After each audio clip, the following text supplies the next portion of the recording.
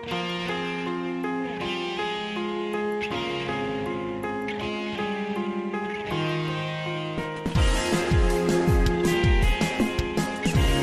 mes amis, mes frères, mes camarades, mes cousins, mes oncles qui se trouvent à Ratoma, je vous en prie, nous ne sommes pas les seuls Guinéens.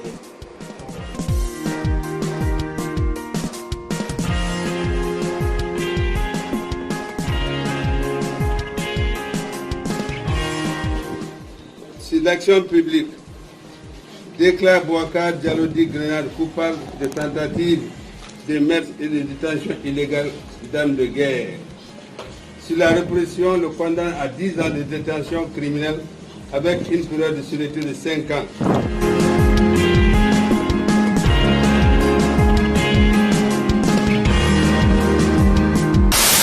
Moi, Boubacar Diallo-Di Grenade, génie de la révolution éminent nationaliste africain pour la démocratie évolutive. Et ces vidéos-là, ça vient de moi, de ma propre personne. Je n'ai pas été forcé. Ce n'est pas une condition qu'on m'a donné faire ça pour ça, non. On sait très bien de quoi je parle. Le jour que j'ai reçu la balle et la manière que je me suis retrouvé à Dakar, il y a beaucoup de personnes qui pensaient que je me suis retourné pour venir reprendre les barbaries dans la rue. Le parti n'a jamais contribué à me lancer un coup de main. Parce que je ne connaissais pas qui ils sont et je ne connaissais pas la politique. Oui, on aimait El Hadj Seydou. On l'aime beaucoup. Et ce qui me donnait le courage de faire mes pas d'avenir plaisir chaque fois. Mais à l'interne, je voyais les cimetières de Bambeto et encadrés par nos chefs qui nous donnaient des conseils de ne pas affronter des balles. Mais de ne pas affronter les balles. Ils nous ont montré des cimetières. Et pourquoi nos chefs, nos cadres là, n'ont pas l'idée de supprimer ces cimetières et de changer de stratégie, de nous montrer un autre chemin qui va nous aider à se retrouver dans un pays de paix. On aime la Guinée. Nous ne sommes pas les seuls Guinéens. Et la Ratoma n'est pas la seule commune. Nous sommes tous des Guinéens. Si on veut réussir, nous, les fils de Ratoma, on veut réussir aujourd'hui. Je jure sur le tombe de ma maman. Si on veut réussir, c'est de faire une prise de conscience, c'est de faire savoir aux autres que nous ne sommes pas les seuls Guinéens. C'est de supprimer les cimetières de Bambeto. Moi, quand même, aujourd'hui, là où je suis comme ça me touche jusqu'à présent. Si nous sommes des Alpha Colonel de Fulbe, mine,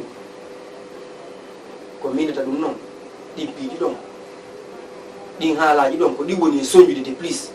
parce que si mine ko di non sonju de, nane wote njam ko hala politicien be, hakkunde babbe ko non tubata. Si Alpha Colonel warbe fulbe no o ware no fulbe be mo fuddore no be wondi be ngam. Ko fuddore be wondi be ngam. Si mo ware no fulbe be on to Ousmane Nyelo woni. Kon bonno baba makko la manti no mo tayda fote no ni ko ware no don to mabe fulfitta be fotta tixino har engagé no do buri on ala lele kadi côté ji gondo parce que motivation mo jogi no ha ataja yore makko ne wali na to ti ala isel ma fi FTZ minga ka kaso do ay wonno be kaso be do no sedebe ba nani rimer Ousmane Nyelo dum ko do tawi la mini clairement mini si on no wadi wadum non vraiment re ko do a wato ni madu baba be do ngandi ko no lunne ko hobe hon ngandi ko non mais si en si ba ben yolli ni paadi do entelo si ala gi sedu no hande fi politique Ratoma don FDZ don e zen do e courage jukku golla le sel dogita e makko bimbe kikide min ngondo hande e me courage ji gon ton on granyo tawano de matawano e ko fi hondu prise de conscience makko mais ala haade de fi yo tawti RPG non nan no moni haalirde la wale inde mburla warde gandal mburla marde hakke mburla andre politique ko mais ko fi hondu yettani gol lawol non parce que o tawi ko ɗon moƴƴane makko ɗon o duwano yaade koko mi yii kon eno mi yiiri noon piiji ɗin ko ɗum woni o haalande Corboya, Conto Wono, Combo Sopuno Urmo, et les routières même. IFDZ. Vous, mes amis, mes frères, mes camarades, mes cousins, mes oncles qui se trouvent à Ratoma, je vous en prie, nous ne sommes pas les seuls Guinéens. Nous ne sommes pas les seuls Guinéens.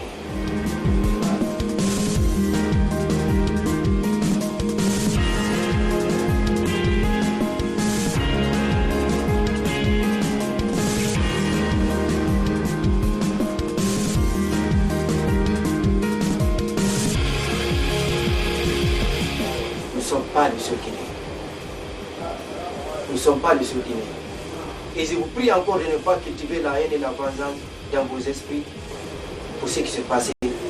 dans ces dernières années. Nous qui ont fait Corée bien,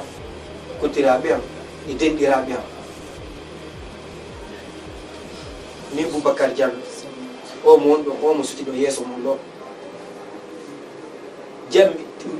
Yiti to hore mo inde wi jammitino don grenade on grenade non boy wi lo lay mi itu dum no ngore awande mi watati dum no ngora parce que walila mo ni neddo gogo mi am ko noki woni ko continue non mais fi mi woni dum ko mon don yandi mi jeeji on waawe ndargol e yugol biiji di mi rebi dinge mum yette exemple yam no gasi do manti ko mi wi Dakar iden bon iden tiri photoje hobbe gorebe am ben ka borti de dole keji dinde wadi pantolo ni camouflage kekuji camouflage on image don tele nyuno Dakar pette wadale ay et moi mars déclencha do manti nyande nen ka réunion ko mi yeti non ko mi la yi mars go Dakar mais mars o wadu hangayni maydo ay gote baaki marso wadu hangayni piyaɓe go mi yaal piyaɓe kono mi yiri waɗirawo marche ɗon kono mi faala ene kadi waɗiro marche ndaren série Cissé hammi hoɓɓe wiilan ko honduñe idée mi arki mum minni ɓe habbo toon lan haalde ɗo goy mi alaka forcéde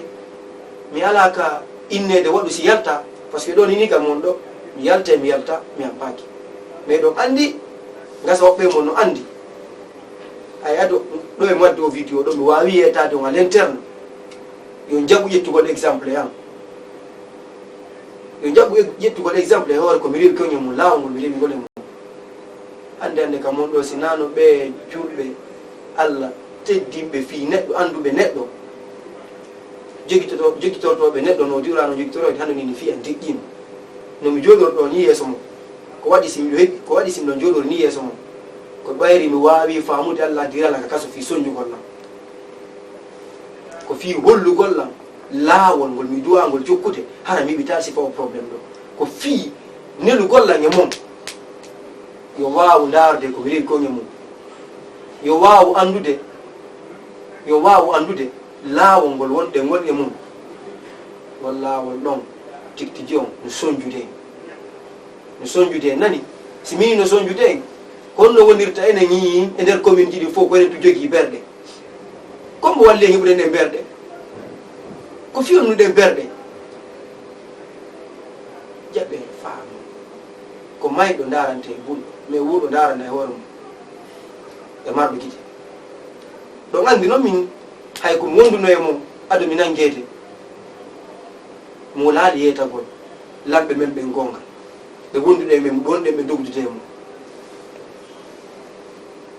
hay koye enveloppe koye yaye noon koye 200 000 300 000 si goɗɗo maayi 500 000 ɗon andi il réagi plusieurs fois contre ɗum ko addani lan ayde ɗon andi mi réagi plusieurs fois contre piiji gon ton ɗum addani lan ayɓe hakkude an e yimɓe men e lamɓe men gon ton ɓayi o probléme am ko waɗi simi inni nanguɓe lamɓen mi marantaɓe heen indugol ko ɓeɗo waɗi lan ɗum ɗe ɗum ko par ce que ni la waɗi goɗɗum ka hoore am tawa ɓen e nangugol lan go tumbala nder ɗo ko ɓe innunoɓe lan hooli ɓuri fof ko ɓe mi wonnoɓe yangudude e mum bimbi e kiikiɗe ɓe mi wonno dogdude e mum ɓe mi wonno innude yii ko ɓeɗoli fi aduna mum fiyon ɗum hakkille ɗe miwdune e mum ɗe Dakar yettano ɓuuɗuɓe si min hakkille de miɗuno mumɓe Dakar yettano ɓuuɗuɓe ñande mi séri noon ñande ɗe wurtinoɗe nden tolo keeji ɗin iɗe waɗi keppiji camouflage ɗi ɗe waɗi ɗi pantalon ji camouflage nde ñande ɗum andi e wawno wadde marche waɗɗe marche han gayn ɗen e ɓaati goto waraɓe ko goto peteɓuɗe mari ɗum kadi ko taxi motojo goɗɗimmojo men go waɗɗo accident pharmacie nde ñande weeti bimbine ñande laawol ngol baara ham comment dirais-je prince mi immi mi ƴawri mi ƴetti moto mi tawi prince ɓen onon ɓe mi yaadunoɓe e mum ɗon mi ala aldende mum no manti hoɓɓe mo mi tawi pinoji tati no waali mi ari mi landi gol nden pinoji ɗe waɗina wa ko ɓanki denna bo mo feƴƴi fof so waɗani hannde kamɓe ko faano waɗi gol kono mi jaabinoɓe sina innugol ɓe onon on heɓani hakkille hay joni ɓaawo den ɓaawa ko waɗi ko hanki waɗi goto wara ko goɗɗo nanngaka onon eɗon faala e goɗɗo nangue goɗɗo wara mi andi onon programme on o onon woni min sondude ɗon yi pinoere wotere nde no huɓɓano yiite huɓɓanon nde yiite ko nden ko nden noon mi adi fo sude ɗum noon ko yeeso hoɓɓe mo feƴƴi presse ɗon fi hon ɗum fi andingol ɓe fi andingol ɓe e luttotatu wonugol wareede piyeede retrouver ko kaso enen na e yimɓe na en guinéenɓe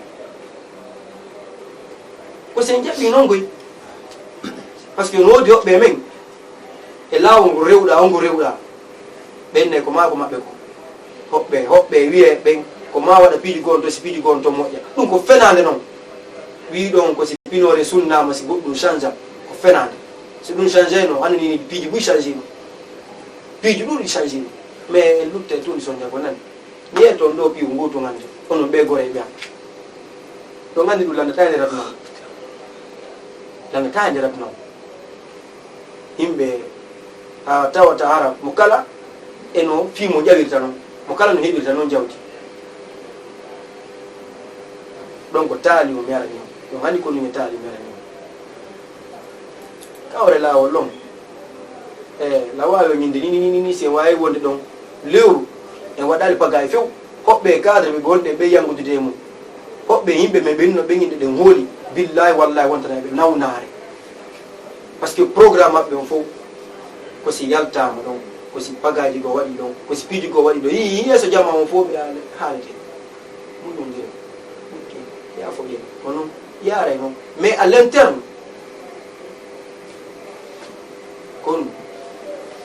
koɓe ɗaɗo ɓen ko militant ɓe amen ɓe waali no waɗi ɓe waali ɓe ka ɓerde bambite so ne som na ɓe IFDG ɗo andi ɗum noon ils ne sont même pas de l'IFDG waali ɓe ka ɓerde bambite ɗon mais si yeeyi ko militant ɓe amen no waɗi waali ɓe ɗon ils ne sont même pas ils ne parlent même pas de la politique ɓe haalta e fi politique mais si yeeyi ko yimɓe amen ɓen c'est nos militants c'est nos membres kono yahata eyi Pierre Paul de 2010 à 2020 ɓe jokkuɗen ɗo fof ɓe fof maɓɓe ko ndiyam ko haaju maɓɓe on ɓe jokki ko fiino haajuji maɓɓe ɗin sottira ɓe jokki ha ndo yiiɓe immini on ɗo ɓenni en daro hande ɓe holle hande ko ma yiyen warɓe ɓe waali ɓe ka berde bambito ɗon ha hande marche waɗaka ɗon marche ŋaññinaka ɗon ma paaraɓe ɓe famille ji famille waali ɓe gore ɓe waali ɓe ka berde bambito yee tawon famille ji maɓɓe ɗiɗanɗo ɗon ko honde tuma inne ɓe yalto ka hoore laawi wayri yaade ka maɓɓe ɓe yetti toon ko ñande ɓiɓɓe maɓɓe ɓe wara hoɓɓe ñaare ɗum woni inni ñan 56 ans ñande ɓiɓɓe maɓɓe o wara andi te piiwu gootu jentoɗan la on côté ɗon wiye ɓe yo yimɓe ɓe warama wiye ɓe yo yalte e wonɓe ɓe warde fof ko gootum ɓe fof maɓɓe ɓe warde wonɓe ɓe wiide e yaltu e wonɓe ɓe warde fof ko warayɓe waɗi si mi inni ɗum noon ɓayri ɓe andi se yalti e maaye may ɓe heɓoto ɓe andi le yiin naɗu ndu len yaltir waɗi ɓenden awa heƴen ma ndaaren programme ngo fino daɗiren i hoɓɓe maɓɓe no jooɗi ɗon ni no wiide ɗon bimbe kikiɗe nokkude on courage wakkilo ɗen ɗen wakkili ko fi leydi men ndi mais côté gon toon ko moƴƴanego ko ɗum watten ko moƴƴani kon fof ko ɗum watte ɓayre na enen tuwoni Guinée na enen tuwoni Guinée Matam no toon Matuto no toon Kallum no toon Dixi no toon ratoma nden ɗon mais ko fiyon no ko enen tun min hay joni lan ɗum noon hay joni la landiti ɗum noon ko ɗum waɗi la faala hettude hoore am ko ɓuuri e yawde par ce que piiji goon noon no wadde ni ka hoore laawol ɗon ɓa min e yeeso am billahi wallahi tallahi billahi wallahi tallahi goɗɗo hattanaka won goɗɗum wono par exemple nani goɗɗum ko saktorno ko tuusila ka ɓernde fi ka Moukhtar o ko siège makko wonno Bambe to ko fuɗɗoɗen birde hakkude men ko wonno Dakar nodduno buye mum min awa hattani joni ko ni on ɗe yaare noon bawori ari e gerdi noon han goɗɗo maayi oɗo kadi ari e gerde noon goɗɗo maayi wata wonde ɗum koko wonno Dakar mi yetti hoɓɓe mo min ni onon kon feetuɓe onon on kon feetuɓe Moukhtar min Moukhtar ko waddi ko ñamon fof e ko wanni en kon ɗum fof so yi o tourni page makko on joɗɗe lande ɗen kon ɗum waɗa ɗum ɗo andi min ɗon andi mi ala e fenade e konkam ay ado mi arde ɗo si mi nani hoɓɓe no haala piijugo on to fi Moukhtar mi haalane noon carrément non ton kalki garan joni wiyanka goɗɗo hande kanko na parti politique o jogi la wawi haaldinde goto pettu nane ɗo la seede pettu makko si wiyeteɗo Drogba ande rattoma fof no fan woɓɓe no toon ñam faalaɓe ma e ñamude ñande goo noddano fi makko kipe woymo dari woymo yenni ala gisel faami ari Drogba ko waɗi simi haalinde ma nde mi haalande goɗo waɗi simi haalinde ma nde la hande a yiyay o vidéo ɗo goy anane an o waɗi simi haalinde ma tigui tigui ko ya ɓurtu wona gollan seede wawa yi andinde jama o konno mi wayno e konno mi wonirno ko ɗum waɗi simi haalinde ma nde nde ñande mbami ari kipe min namaɗa yenni ala gisel ko ɗum mi jaabi haala no lamno ɗo min na wan kadi yennu Moukhtar ka kono fa Allah e maɗum wa ko ɗum yinɗa min ni ɓa alirmo mi arata non nandi koye men yannu e ma an Drogba mi daruma ini min Drogba kotirama ko grand juam min mi ronki o politique bordo barara ko ara ko en jiibidira hakkude men Moukhtar Diallo ko kanko tumi marno o moye nder cadre ɓe jokkuno ɓe ngala giselɗo ha mi haala ɗum noon clairement de bawuro a zawuro ko kanko tumi marno arowo suusowo waɗa goɗɗo ƴawda e pick-up on o ara o dara o inna ko mawntiki jippuno cippoɗa si on ñinni changi si on tourni page on ɗum ñewta ko yenimo ɗum ñewta ko ye fiɗi siège makko iɗon andi compte mi fella ɗon andi ko ɗum mi fellira andi ko ɗum manka ni par ce que e ganda ko falare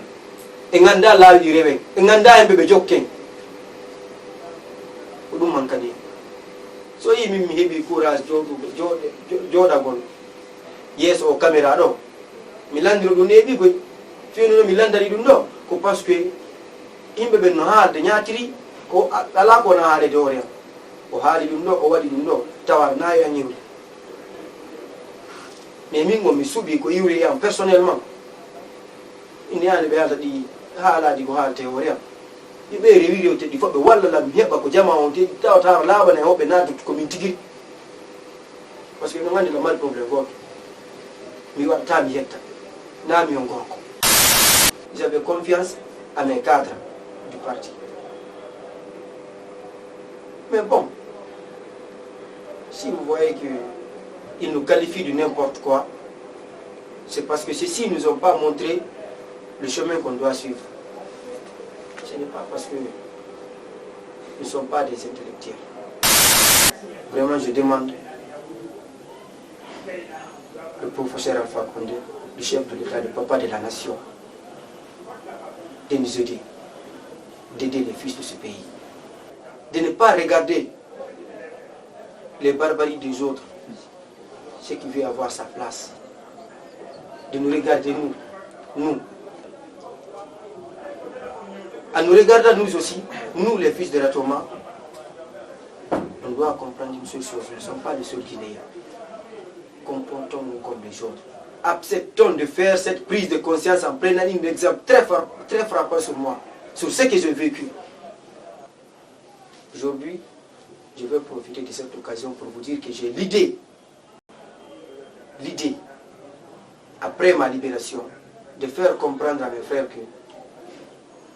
de sortir dans la rue, jeter les cailloux, barrer la route, c'est pas ça la solution de nos problèmes. Non. La solution de nos problèmes, c'est quoi? C'est de faire savoir à nos cadres qu'on ne peut pas continuer de vivre dans le mer de rien, en nous traitant comme des moutons. en nous traitant comme des télécommandes. Nous, on n'a pas autre chose à faire sauf sortir dans la rue, aller se faire entrer au cimetière de Bambé. Oui, c'est la politique qui fait tout ça. Et si vous voyez que je vous donne ce genre de conseils, c'est parce que c'est la politique qui m'a fait ça. C'est la politique qui m'a poussé qu'aujourd'hui ma grand-mère est malade. Je ne peux même pas contribuer